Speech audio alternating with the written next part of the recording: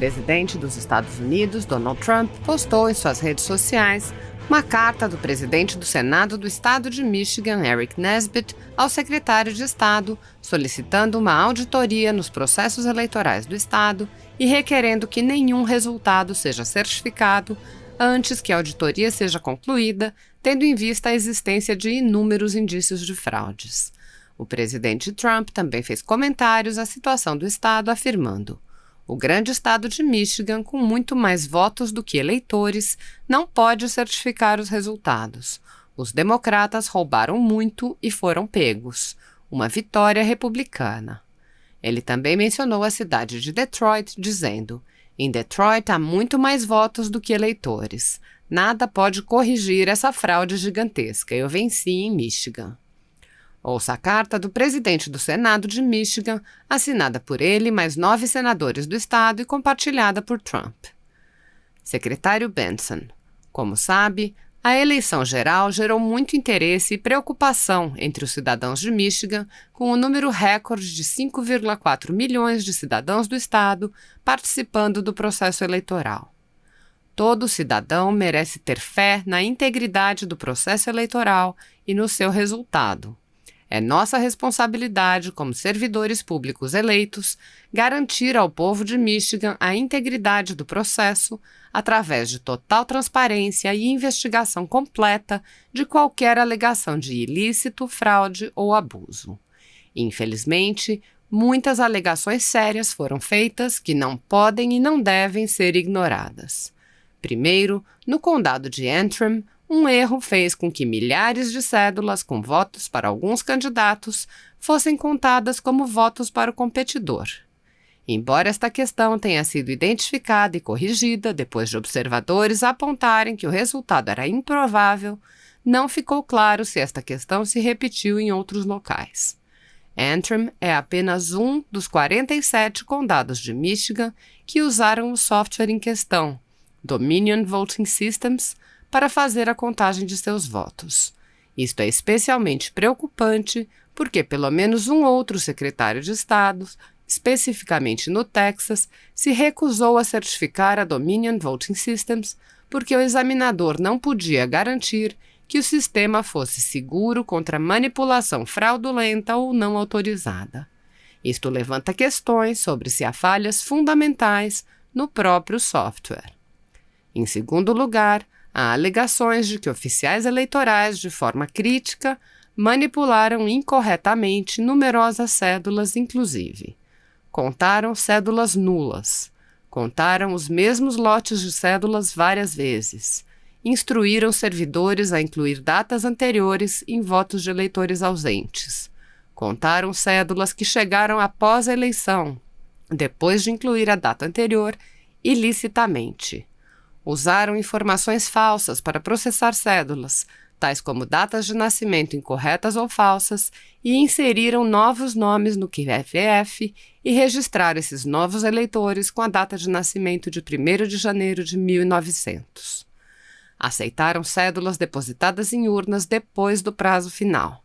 Duplicaram cédulas ilegalmente.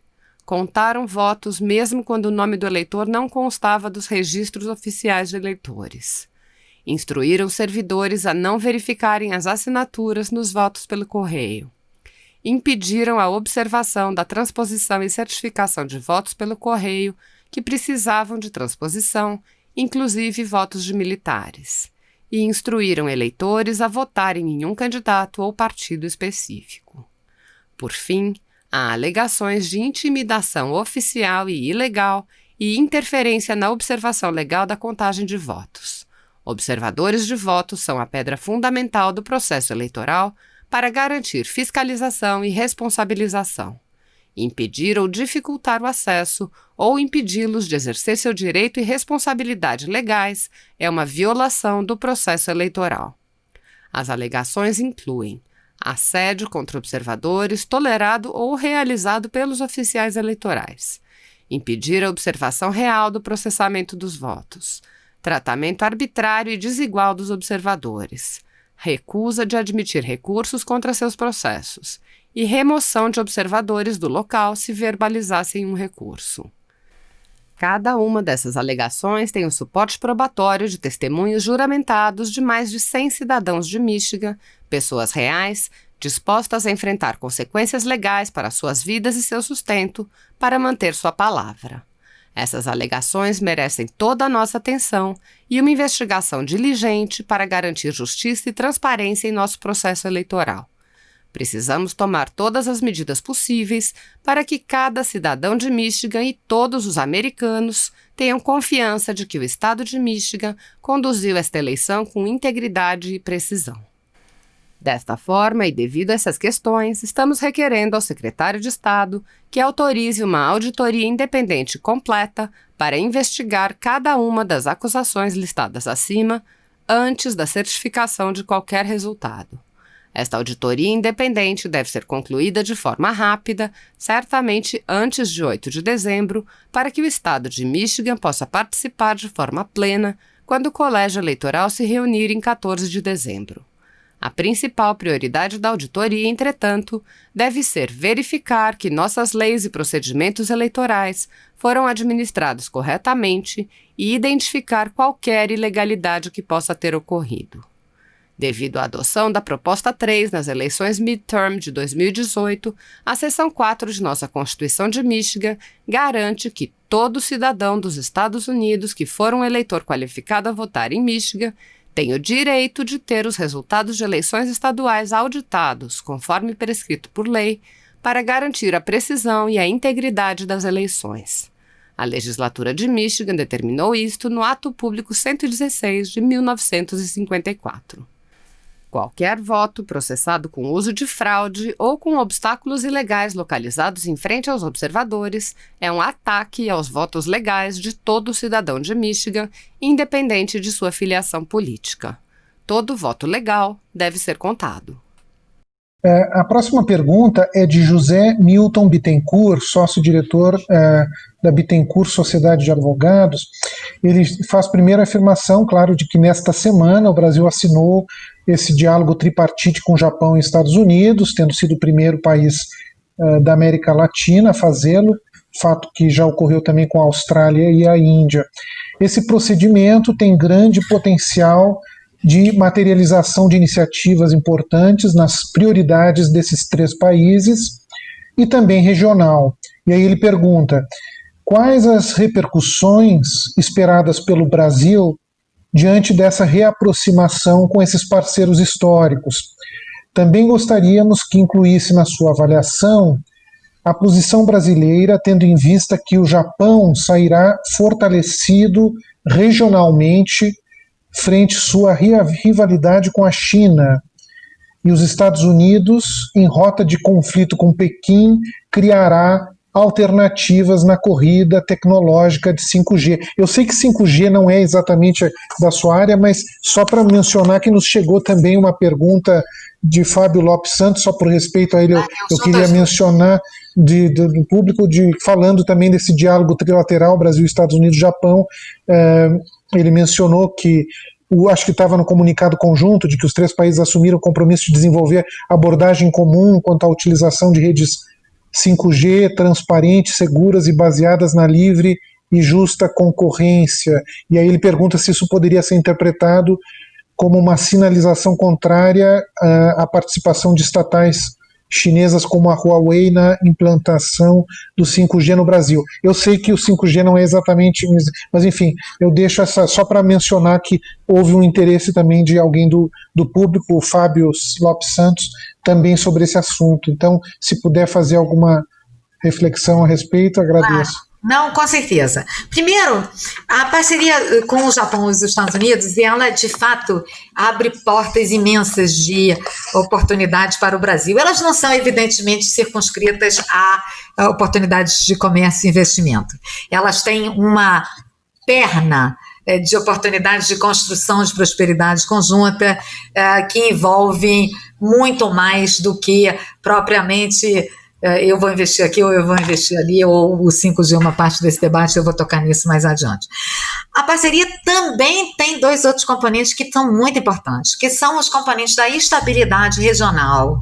Veja bem, nós nós três somos as maiores economias e as maiores democracias das nossas respectivas regiões do mundo, né? Leste da Ásia, América do Norte e América do Sul. Nós somos também 3 grandes democracias. Nós temos valores compartilhados, os valores democráticos de Estado de Direito, de economia de mercado, quer dizer, a não intervenção maciça do Estado na economia, eles sinalizam um caminho que é um caminho que dá certo, né? A gente viu isso dar certo nos países que deram certo, a abertura econômica, então os valores democráticos, a busca da estabilidade. Quando nós falamos em estabilidade regional, nós falamos de graves desafios que estamos enfrentando nas nossas respectivas regiões. Nós temos uma fronteira de 2.200 quilômetros com um país que está virtualmente se desfazendo, né? Que tem um governo totalmente não democrático, né? Que nos causa imensa preocupação, e nós temos uma ação importante de política externa brasileira com uma infinidade de outros países, com infinidade estou exagerando, mas com muitos outros países da comunidade internacional, para tentar trazer respostas que permitam, em algum momento que a gente espera seja não tão distante assim no futuro, uma legítima redemocratização da Venezuela. Então essa é uma questão que também vai ser considerada pelo nosso diálogo trilateral. No quadrante asiático, existe também toda a questão de manter a liberdade e a abertura do Indo-Pacífico, né?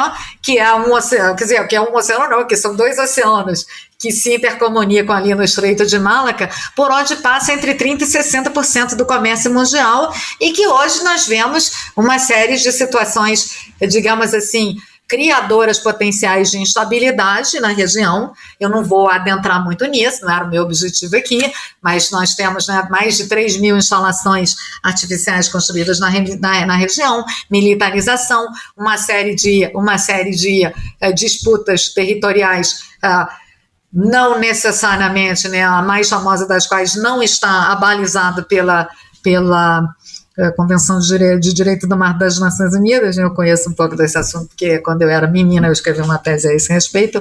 Então, nós falamos dessas coisas também.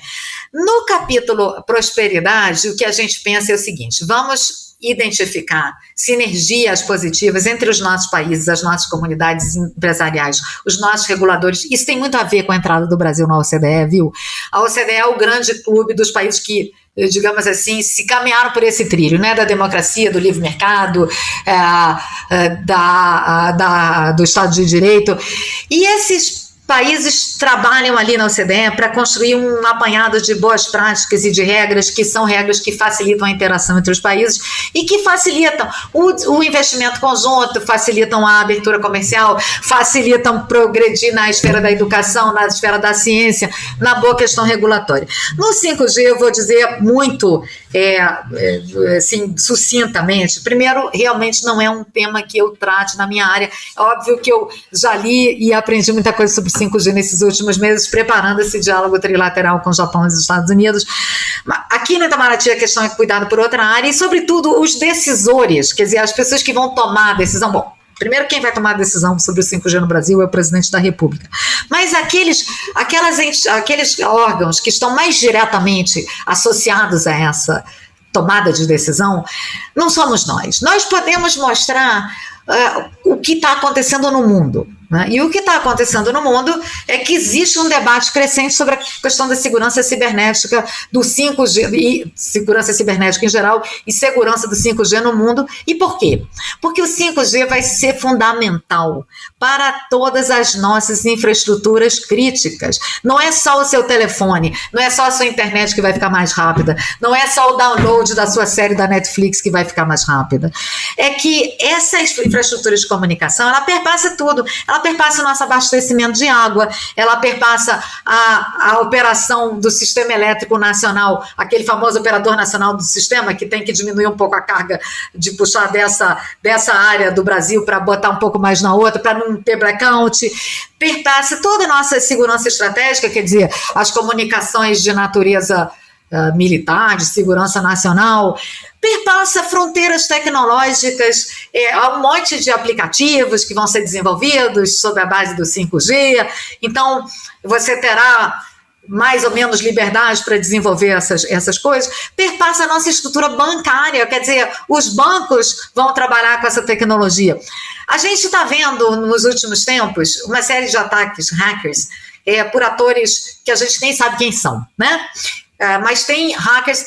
Outro dia, a Austrália, ela ficou, assim, muitas horas de um dia com todos esses sistemas, as infraestruturas críticas, luz, luz, água, né?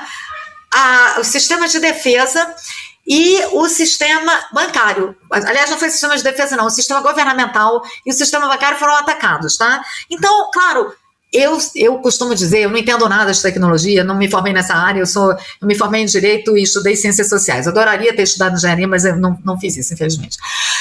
Mas a questão da segurança cibernética, ela provavelmente, para mim, é o maior desafio do modelo de revolução das tecnologias de informação e comunicação que nós vemos hoje.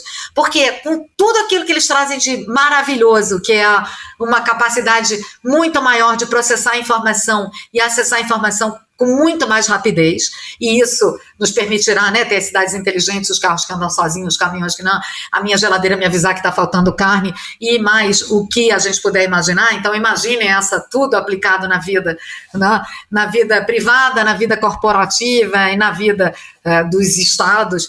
Ele traz, pelo outro lado, um